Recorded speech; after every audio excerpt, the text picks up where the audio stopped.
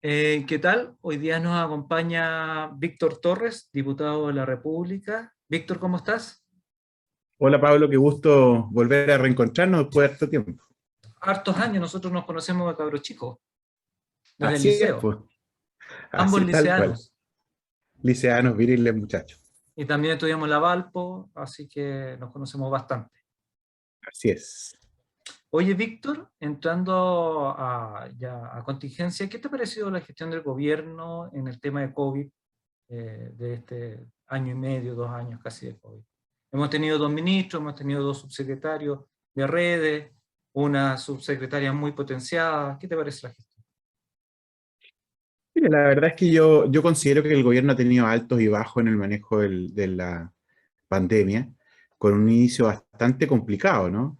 Ya sabemos cómo fue la gestión del ministro Mañalich, que tuvo más oscuros que claros, fundamentalmente en el sentido del manejo o el control comunitario de la enfermedad, con un testeo, trazabilidad y aislamiento muy débil, sin utilización de la atención primaria, focalizándose fundamentalmente en una mirada hospitalocéntrica. Él se preocupó mucho de lo que eran las camas críticas Mm. y poco de tratar de cortar la cadena de contagio que se empezó a generar a nivel comunitario, y eso creo que nos pasó un poco la cuenta.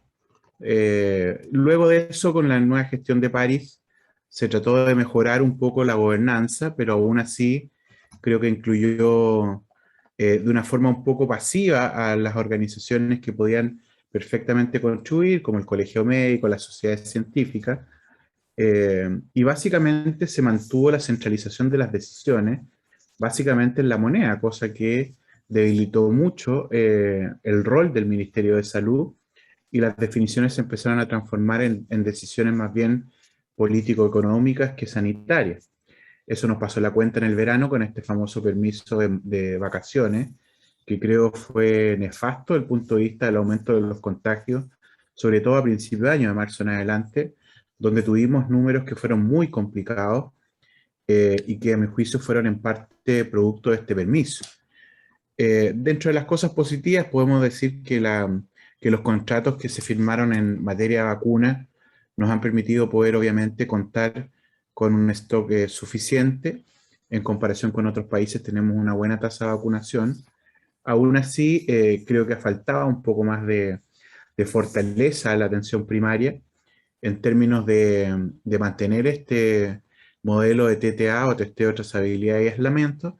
Por otro lado, una escasa secuenciación genómica. Esto es lo que nos permite identificar qué tipo de variante es la que nosotros tenemos circulando en el país, lo que eventualmente es algo complejo.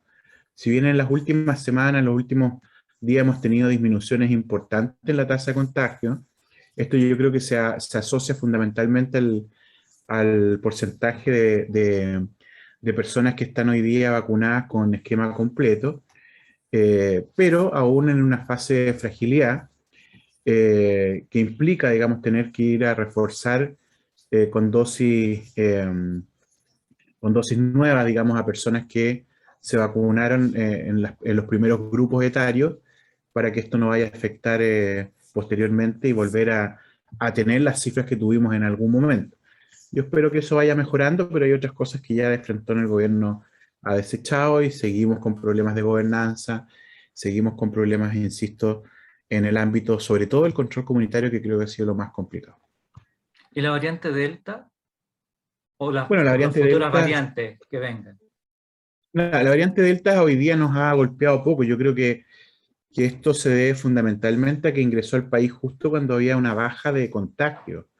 Entonces la posibilidad de contagiar a otras personas era menor porque el virus circulante era poco, y eso ayudó. Yo creo que si hubiese entrado la variante Delta con una curva ascendente de contagios, nos hubiese golpeado de otra manera. Y a eso también se asocia un poco el efecto de la vacunación. Así es que creo que la circunstancia epidemiológica de Chile fue favorable para que no fuera peor. Ahora, el cierre de los aeropuertos, que ha funcionado de manera relativa, tiene que ser una medida que hay que estar evaluando permanentemente, al igual que los aislamientos que se generan para quienes ingresan, digamos, al país, fundamentalmente para evitar el ingreso de variantes nuevas que se pudieran dar aparte de la Delta. Sabemos que habitualmente el virus va mutando, la gran mayoría de sus mutaciones son más bien negativas que positivas, y esperemos que se mantenga el control y que tengamos un crecimiento en el porcentaje de vacunación lo más cercano al 100% de la población, porque si no, podríamos tener rebrotes en los próximos meses. ¿Y en el tema económico? Bueno, el tema económico ha sido lo más complicado. Yo creo que el gobierno ahí, una vez más, también porfió en términos de cómo debían ser las ayudas hacia la ciudadanía. El año pasado tuvimos ayudas que fueron completamente insuficientes. Ahí recordamos también la celebración famosa del hoy candidato presidencial de derecha respecto a estos primeros bonos de 65.000 pesos decrecientes en 3 meses, que no dieron cuenta ni siquiera de lo que estábamos viendo, menos aún de la proyección futura que tenía la pandemia a lo largo del tiempo. Eso golpeó muy duro, creo yo, a muchas familias chilenas, y lo que conllevó finalmente a abrir esta puerta de los retiros del 10%, que han significado un autofinanciamiento por parte de la gente para Y un enfrentar esta desmedro en el pandemia, futuro. con desmedro evidentemente en el futuro. A pesar de que hay gente que ha sacado estos fondos y ha pagado deudas o ha ahorrado, pero una gran cantidad también consumió. Entonces, son recursos que ya no van a estar y que van a ser complicados desde el punto de vista de la previsión de muchos chilenos y chilenas en unos años más. Oye, la presidencial está, bueno, la ex Concertación está definiendo su candidato o candidata, pero más allá de eso, ¿cómo ves tú la presidencial y esta relación que tiene con la Unión, o sea, con la Asamblea Constituyente que tenemos y la Asamblea Constituyente con el gobierno? Es un trío ahí medio complicado, es un poliamor, como se dice ahora, medio complicado.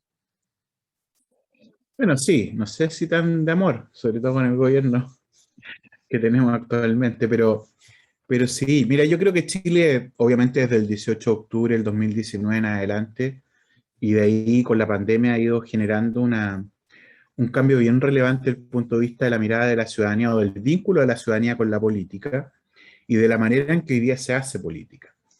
Evidentemente tenemos hoy día un órgano constituyente que es la Convención Constitucional, que está en un proceso muy incipiente, entonces es bien difícil poder entender cuál va a ser la dirección que va a arrojar la discusión de fondo, porque estamos todavía en lo procedimental. A mí me preocupa un poco la demora, eh, porque no sé si vamos a alcanzar a tener texto constitucional en los 9 meses o el año, si consideramos la extensión que hoy día está establecida, va a requerir un aumento de plazo. Eso me tiene un poco preocupado, más que el fondo mismo. Yo creo que hay elementos que hoy día quedaron resguardados que son fundamentales, y que obviamente van a permitir tener un esqueleto sobre el cual escribir una nueva constitución que está bien, digamos, ¿no? Que así ocurra. ¿Y la Ahora, con el convención va a gobierno ser siempre... tema? ¿Va a ¿Cómo, ser tema perdón? en la presidencial? ¿La convención va a ser tema en la presidencial? Yo creo que ya la convención estando instalada va a ser un, eh, va a ser en definitiva un órgano que no creo que sea parte del debate, ¿no? Yo creo que la futura constitución sí, en sí mismo, cuál pudiera ser el producto, pero sin tener avances de cómo va hoy día construyéndose esta nueva constitución, es difícil poder proyectar en el debate político este tema, digamos. Pero evidentemente una vez que ya empiecen a discutirse cuestiones más sustantivas, es posible que esté también, obviamente, marcada la campaña presidencial en los 3 meses que vienen de esta materia. Indudablemente todos los gobiernos van a tener que hacerse cargo de lo que implica una nueva constitución y llevarla adelante, llevarla a cabo. Si es que además eso no implica elecciones generales adelantadas, porque una posibilidad siempre que existe, digamos, una nueva constitución es precisamente que se llamen elecciones presidenciales adelantadas, cosa que en definitiva no sabemos si va a ser así. Pero claramente hay elementos de incertidumbre que hay que considerar desde el punto de vista de las campañas actuales presidenciales. Y ahí la unidad constituyente tiene que estar preparada. Yo creo que han habido situaciones durante estos últimos 3 años, al menos muy complejas, en términos de relación dentro de la oposición, que han ido decantando en estos dos bloques, Unidad Constituyente y Apruebo Dignidad, con candidaturas presidenciales separadas, con algún ánimo de beligerancia que yo creo que si no se limita, digamos, de alguna manera, u otra, puede ser complejo la definición de una segunda vuelta en diciembre. Por lo tanto, ahí el llamado que uno le hace a la oposición en su conjunto es comprender que quien llegue a gobernar Chile, siendo de la oposición, requiere obviamente el concurso de todas las fuerzas políticas, tanto para una segunda vuelta como para la gobernabilidad. Lo más probable es que ningún conglomerado alcance el 50%, por ejemplo, de representación parlamentaria. Ujú. Entonces, si eso ocurre, mi impresión es que va a suceder luego de que sepamos quién va a presidir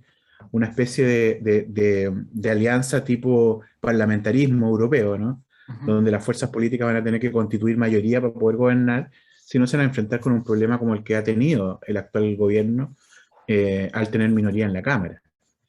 Si esto se replica además en un Congreso unicameral, definitivamente va a ser mucho más complicado aún eh, si no tenemos capacidad de generar alianza. Entonces, hay un desafío que es súper trascendente y que obviamente nosotros como unidad constituyente también nos involucra. Oye, los desafíos que tiene el gobierno, el próximo gobierno en el área de salud, según tu visión.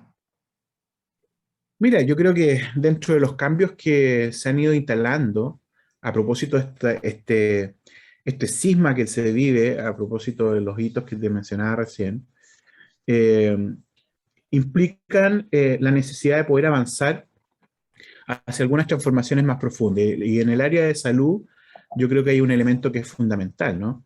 Que es cómo eliminamos entonces hoy día las barreras de acceso que existe a prestaciones sanitarias, cómo podemos disminuir las inequidades en salud en general, las discriminaciones que existen en materia de aseguramiento, por ejemplo, en el caso de las ISAPRE, etcétera, etcétera. Eso significa que vamos a tener que avanzar a la construcción de un sistema completamente distinto al que conocemos, eh, eliminando estos dos subsistemas y estos multiseguros que hoy día responden a lógicas muy distintas. FONASA responde a una lógica y las ISAPRES a otra, por lo tanto tiene ahí elementos diferenciadores y discriminadores que permiten a algunos chilenos acceder a mejor salud y a otros a peor salud, por lo tanto discrimina, sobre todo a la gente más vulnerable. Entonces, la dirección, a mi juicio, va hacia construir un sistema de salud con características de universalidad,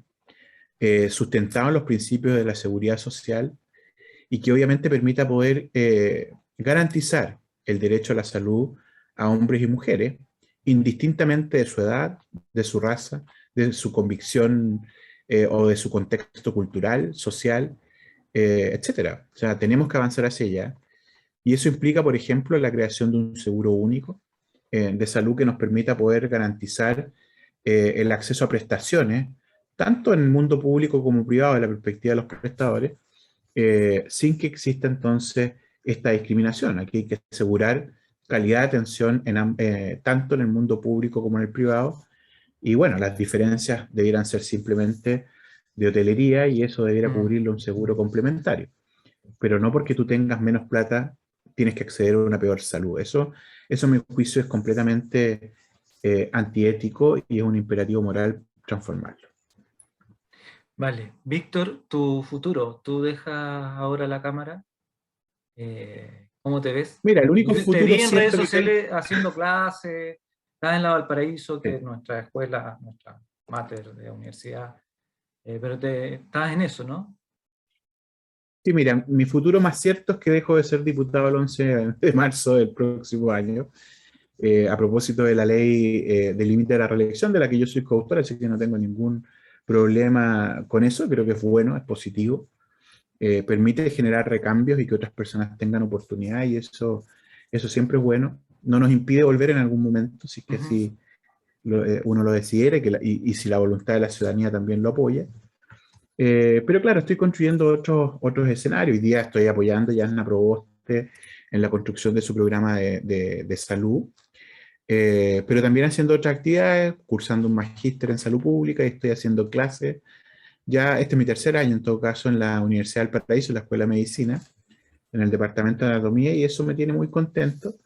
Y bueno, si no hay que seguir en el mundo público, no tengo ningún problema en volver a ejercer mi profesión y también elaborar otro tipo de cosas que a mi juicio son importantes y que se han ido abriendo como caminos a propósito de todo también en política, desde mi experiencia como gobernador provincial hace algunos años y obviamente estos 12 años ya casi de diputado. de Así que diputado?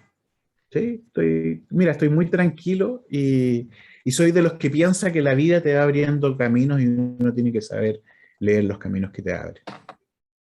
Víctor, tú congelaste la militancia, ¿no? ¿Sigues congelado? ¿Ya te reactivaste? Algunos Sí, dicen no, en mira, sueño. claro, estoy como una militancia en sueño.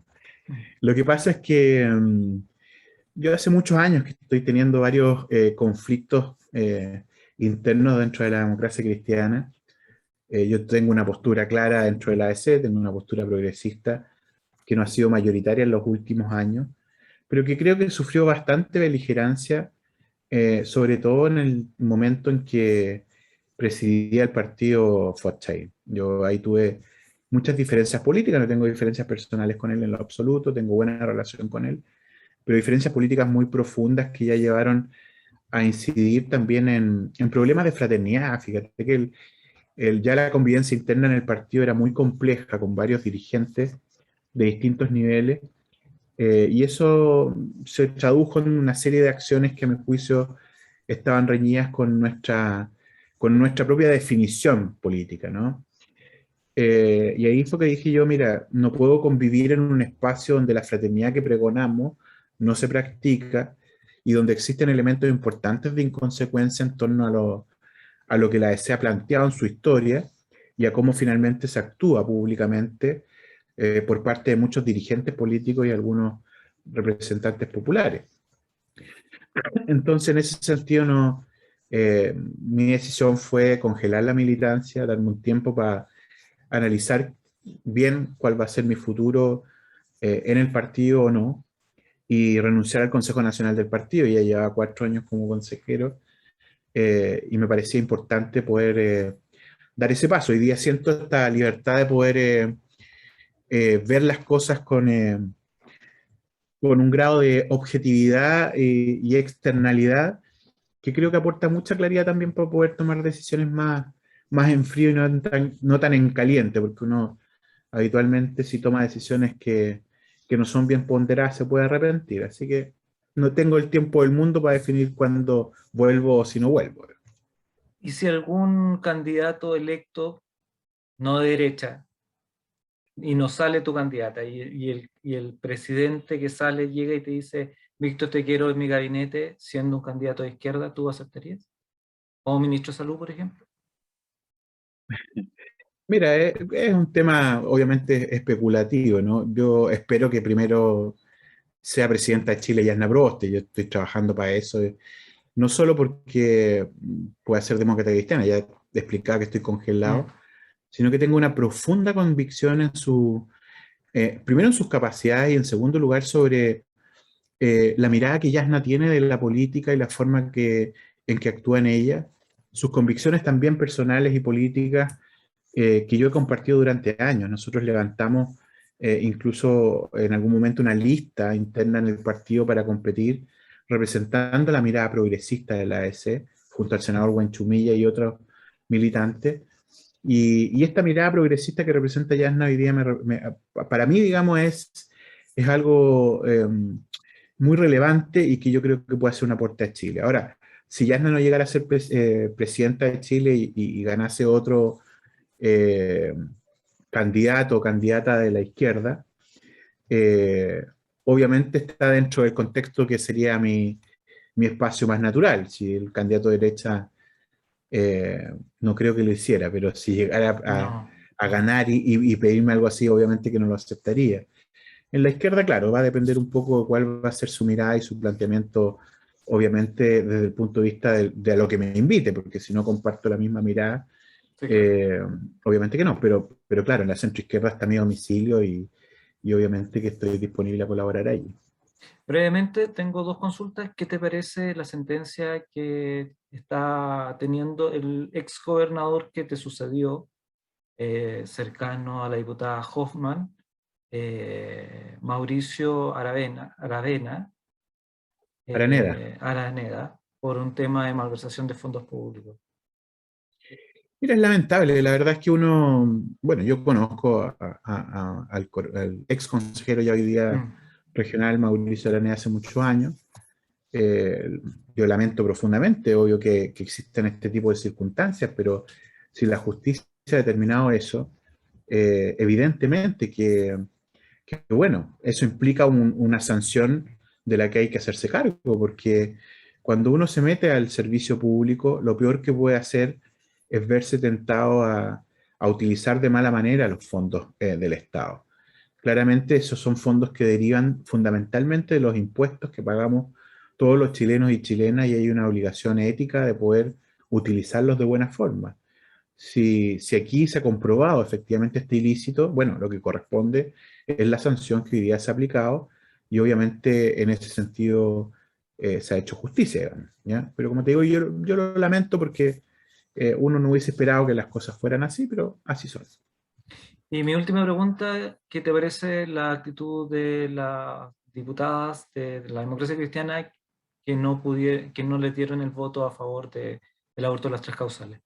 Perdón, del aborto, ya no de las tres causales, sino de la despenalización del aborto. Mira, nosotros tenemos en la democracia cristiana posiciones muy distintas sobre el tema del aborto.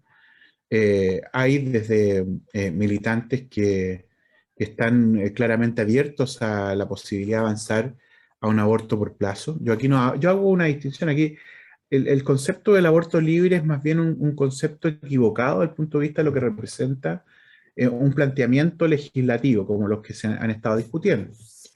Aborto libre sería un aborto sin ningún tipo de limitante, y aquí yo no conozco en el mundo algún movimiento que impulse aquello. Lo que conozco son movimientos que están a favor o personas que están a favor del aborto por plazos, o sea, hay un límite ¿Mm? ahí, o el aborto por indicaciones o causales. Personalmente yo he sido, digamos, proclive y he respaldado lo que significa el aborto por indicaciones causales y estuve en un rol muy activo en lo que fue la legislación durante el gobierno de la presidenta Bachelet que hoy día permite tener esa ley.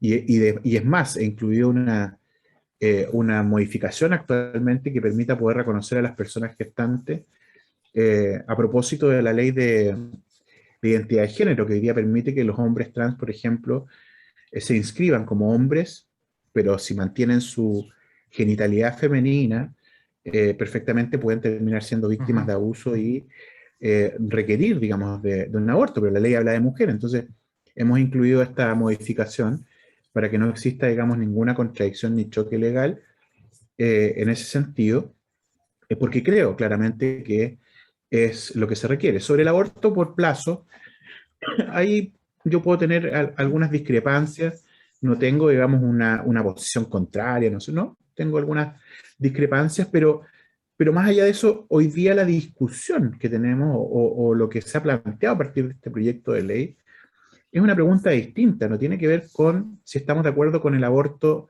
por plazos, porque este proyecto de ley en ningún momento incluye la garantía de prestaciones como sí ocurre con la ley de interrupción del embarazo en tres causales. Lo que hace este proyecto de ley es quitarle la pena a aquella mujer que se haya practicado un aborto hasta las 14 semanas. Entonces, la pregunta es si uno está disponible o no a que en Chile se siga criminalizando a las mujeres que se practican abortos. Eso es todo, no es una garantía de acceso, no es una legalización del aborto por plazo. Y frente a esa pregunta, mi respuesta es que yo no estoy dispuesto a que se siga criminalizando mujeres. Más allá de cuántas hoy día estén en la cárcel, si una mujer se ha practicado un aborto antes de las 14 semanas, eh, no estamos hablando de una persona que lo esté haciendo porque, en definitiva, no sé, lo quiera por gusto, por placer, obviamente que no. Fundamentalmente hay una razón muy profunda, es una decisión que en el proceso de liberación de las mujeres requiere tener la menor cantidad de coacción, ¿no?